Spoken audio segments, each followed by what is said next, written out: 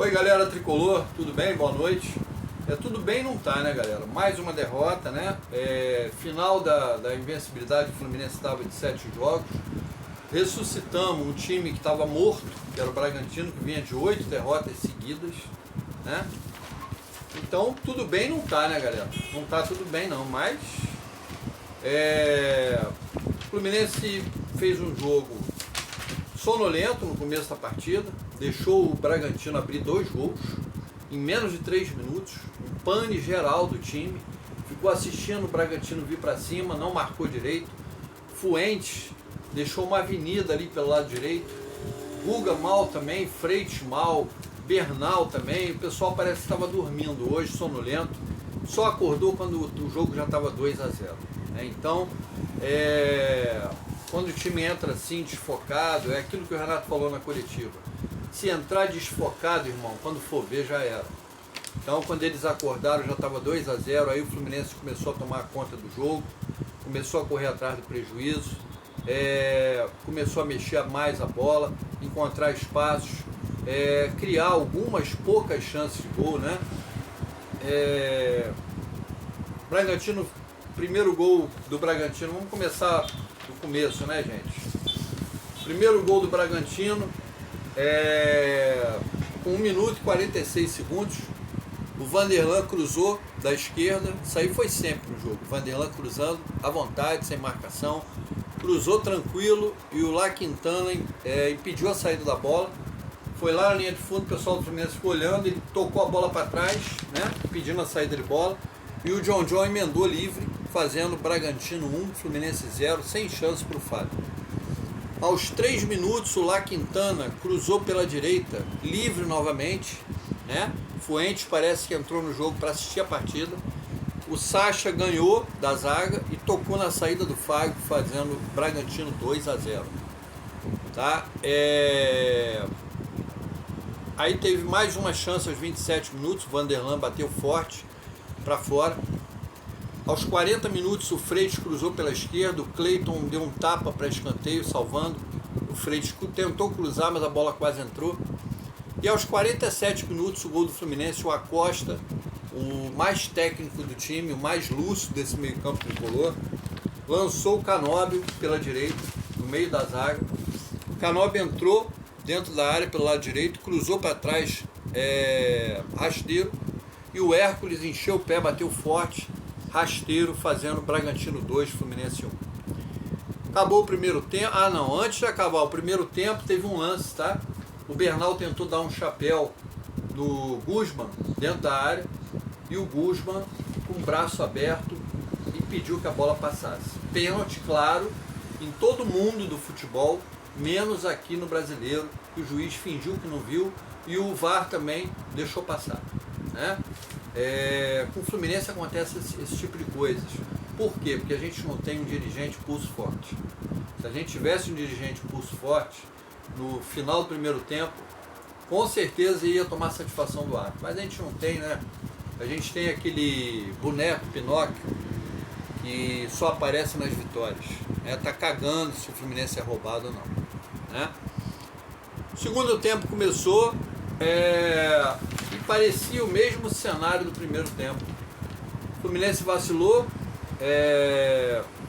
Vanderlan novamente sem marcação, cruzou à vontade, botou na cabeça do La Quintana do lado direito, sem a marcação do Fuentes, mais uma vez, que estava assistindo o jogo, cabeceou forte e fez Bragantino 3 a 1, brecando ali uma reação tricolor.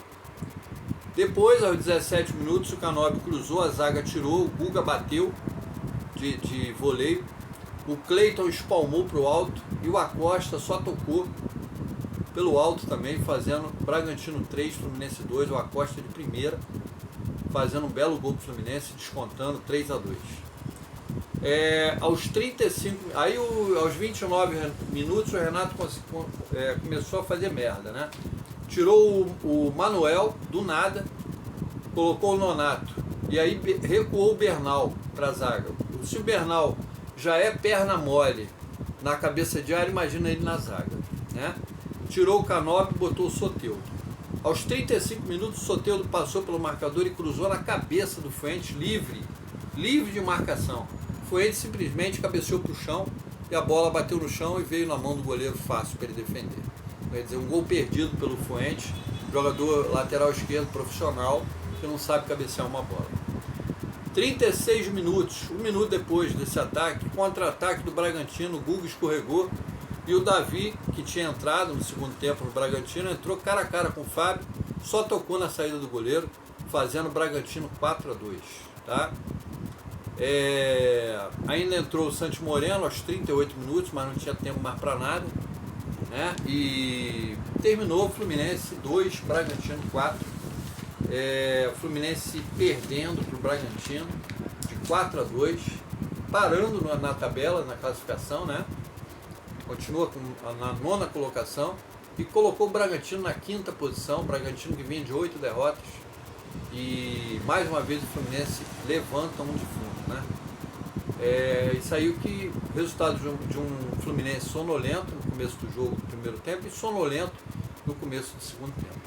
Depois ele correu atrás, teve o domínio do jogo, tanto é que ele teve mais chutes a gol, teve mais posse de bola, mas a maioria dos chutes a gol para fora, longe do travessão do goleiro Cleiton, né? Árbitro prejudicou o jogo, sim, prejudicou o Fluminense, sim. Foi pênalti, ele não quis dar, e naquele momento seria 2-2.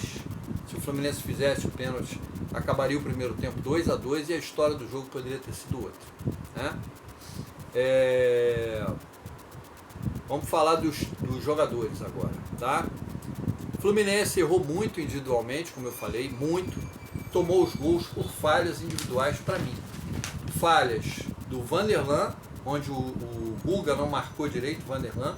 O Vanderlan fazia cruzamentos livres, sem marcação nenhuma, sem ninguém em cima dele, tá? Falharam o Guga e o Canóbio ali na cobertura do Vanderlan. Então vamos lá. Fuentes, o pior do Fluminense. 3 gols ali na Avenida Fuentes pelo lado direito, né? A direita do ataque e a esquerda do Fluminense. 3 gols passaram pelo seu lado, pelo seu setor. Mal na marcação, nulo no ataque e dispersivo no jogo. Muito mal o Gabriel Fuentes, tá? Para escalar um jogador assim, é preferível ter botado o Wagner, né? Ou botado o Fidelis na direita e o Guga na esquerda. Mas foi opções do Renato, tá? Guga falhou na marcação ao Vanderlan e em pelo menos 2 gols escorregou e deixou o Davi livre no 4º gol também. No 4º e na 5ª vez também o Bragantino perdeu um gol cara a cara porque o Guga também caiu sozinho, né? Freitas mal na cobertura e errou em algumas saídas de bola também. Inclusive naquelas horas que ele tenta driblar, o torcedor do Fluminense quase infarta, né? Aquela que ele levou um soco na cara. Se ele não tivesse levado o soco, o cara roubasse a bola e fizesse o gol, seria uma falha bizonha dele ali. Ali a zaga não é lugar de sempre ficar driblando. Ele tinha passado por um jogador e quis dar outro driblezinho, né? Então isso não pode acontecer. Cano quase não fez nada objetivo no jogo. Teve até 21 participações em bola, em lance de bola, mas tudo bola para o lado, lançamento, chutes para o gol, foi só um só do Cano. E olhe lá, tá? Muito pouco para um centroavante. Acosta, o mais lúcido do time e técnico. Fez um lançamento primoroso para o Canóbio no primeiro gol. E no segundo gol fez um golaço de primeira, uma rebatida do goleiro, ele um toque só botou a bola no fundo do gol. Mostrou que tem qualidade. Para mim foi o melhor do Fluminense hoje, tá? Mesmo tendo dificuldade no primeiro tempo, estava meio descalibrado nos lançamentos. Ainda não está entrosado 100% com o time, mas mostrou que tem vaga nesse time, tem muita qualidade o Acosta, tá? Serna, aquele cara esforçado de sempre, tentou ajudar o time da maneira que pôde, né? Levou algum perigo sim, em alguns cruzamentos, mas hoje ele não foi o melhor do time para mim o Acosta foi o melhor. Santos Moreno entrou no final, mostrou muita disposição, mostrou qualidade e acho que vai ser muito útil ao Fluminense sim. E o árbitro, Lucas Torezin, chamou atenção para ele, né, do Paraná, e o VAR também falharam ao não marcar um pênalti claro para o Fluminense no final do primeiro tempo, que daria um empate ao Flu. E também por não dar o segundo amarelo no jogador lá Quintana do Bragantino, porque deu um tapa no freio, seria o segundo amarelo e o vermelho, e ele simplesmente fingiu que não viu. Tá? Estatísticas do jogo: 8 chutes do Bragantino, 21 do Fluminense. 5 chutes a gol do Bragantino, 7 no Fluminense. Posse de bola: 36 do Bragantino, 64% do Fluminense. Quer dizer, o Fluminense teve mais domínio, mas não fez esse domínio virar gol, né? Não fez. Perdeu por falhas de marcação, por falhas individuais, sonolência em momentos importantes do jogo, que não era para estar sonolento. Começo do jogo é hora para entrar ligado, né? Com o resultado, o Fluminense continuou na 9ª e o Bragantino pulou para a 5ª posição. Agora o Fluminense terá 2 jogos fora de casa, um contra o Bahia, quinta-feira pela Copa do Brasil, primeiro jogo no Maracanã, primeiro jogo em Salvador, e domingo contra o Santos em São Paulo, tá? Vai ser essas 2 pedreiras aí do Fluminense, depois a gente pega o Corinthians no Maracanã pelo Brasileirão. Então, galera, o Renato tem que acordar, parar de fazer essas merdas que ele faz nas escalações, nas mexidas, né? Ele não é Diniz, ele deu uma de Diniz hoje, tirando o Manuel e colocando o Bernal na zaga. Ele não tem que fazer esse tipo de coisa, eu acho que não é por aí. Deixasse o Manuel lá e mexesse mais no ataque. Tirasse o Cano, botasse o John Kennedy, ou botasse o ataque com Serna, Soteldo e o Santos Moreno, 3 jogadores rápidos no ataque, mas não. Foi tirar o zagueiro, que não tinha nada a ver com isso, até parece que o Manuel fez grande merda no jogo. O maior erro para mim no jogo foi do Fuentes, do Freitas e do Guga. Foram os que mais erraram. E depois, em seguida, o Bernal, que também muito mal na partida, não foi bem o Bernal hoje. Não sei se está com a cabeça no bet, mas se tiver, irmão, manda embora. Vende, manda embora, manda rodar a bola, dá chance pro Wallace Davi. Entendeu? Dá chance. E o Guga, se continuar jogando assim, falhando na lateral direita, bota o Guga como terceira opção e bota o Fidelis como segunda opção. Samuel Xavier não puder jogar, bota o Fidelis. Fidelis fez um golaço hoje no Sub-20. Tá? E o Agner, né? Que estava no Palmeiras, que voltou pro Fluminense, que não tem chance, jogou um bolão também hoje no Sub-20, na vitória do Fluminense. Então, é isso, galera. É dar chance à base. Coisa que o Renato não está fazendo. Prefere botar essas barangas e a gente vai perdendo os jogos, porque os caras não têm fôlego, os caras não aguentam correr, e a gente acaba perdendo as partidas de bobeira, né? Outra coisa, eu estava assistindo agora o canal do André, Sentimento Tricolor, e ele comentou que, alguém comentou lá que o Lescano estava na praia no momento do jogo. Porra, o cara não tem chance, por que o cara não pode ir à praia? Pra que ele vai ficar assistindo o jogo do Fluminense se o Fluminense quer mandar ele embora? O Fluminense já falou para ele procurar um clube que aqui ele não vai ter chance. Por que o cara vai ficar focado vendo o jogo de um time que quer botar ele para fora? Tá certo, tem que ir à praia mesmo, curtir a vida. Tá certo, é isso aí. Eu faria o mesmo. A mesma coisa. Se eu tô vendo que tem uma panela formada e eu não vou ter chance, pra que eu vou ficar assistindo o jogo do Fluminense? Se eu sou paraguaio, vim lá do Raio Parque, deixei minha família lá e chego aqui, não tenho oportunidade, vejo um monte de baranga jogar no meu lugar. Entendeu? Faria a mesma coisa. E o La Vega também, a mesma coisa. Se fosse ele, já tinha procurado um clube há muito tempo. Eles devem ter bola, mas não são queridos do Renato. Não estão no gosto do Renato.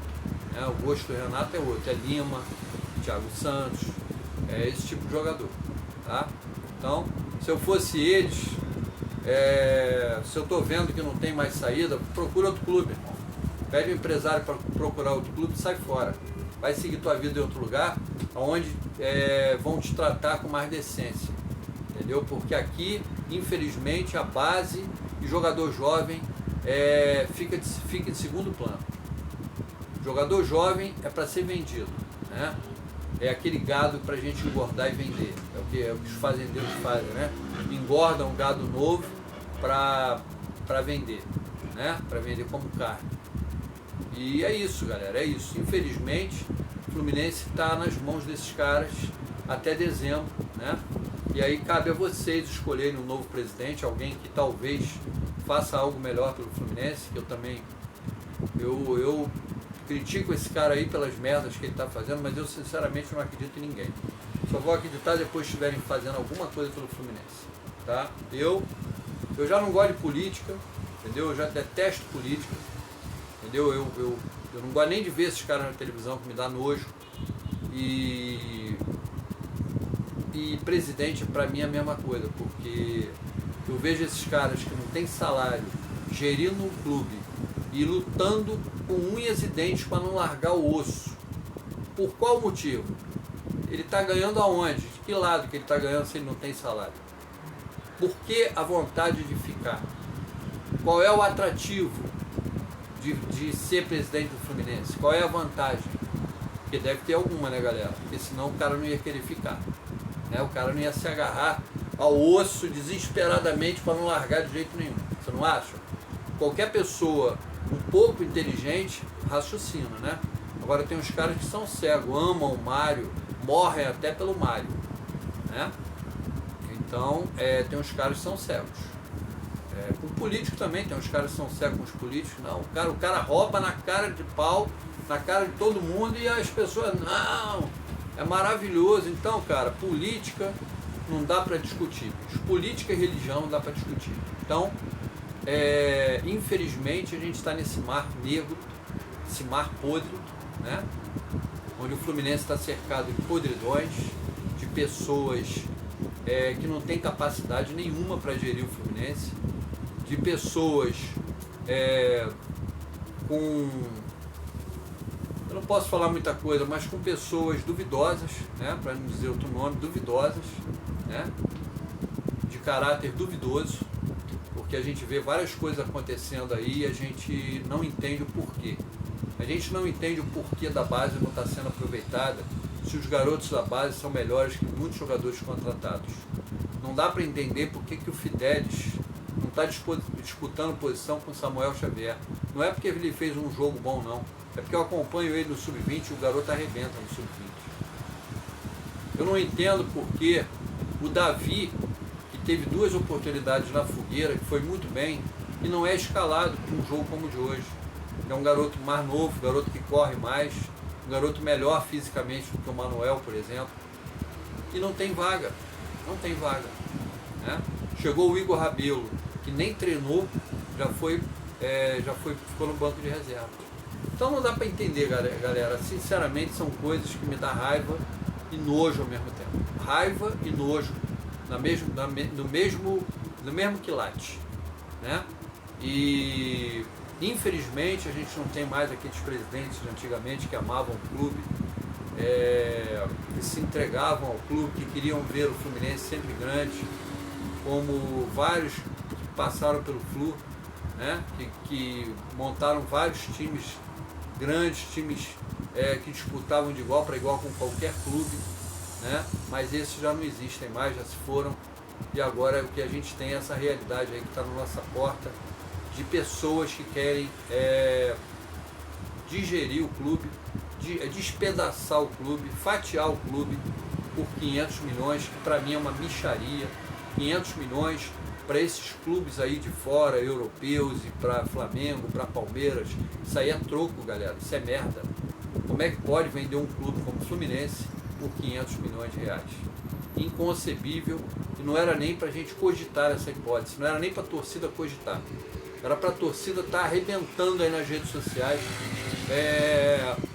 contra isso aí, contra esse despautério que esse presidente trapalhão está querendo fazer, tá? Por hoje é só, galera.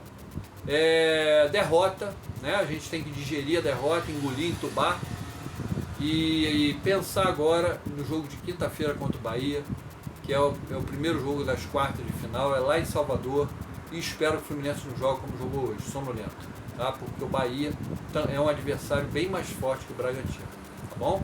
Abraço a todos, saudações tricolores, tamo junto e até amanhã, galera, fiquem com Deus.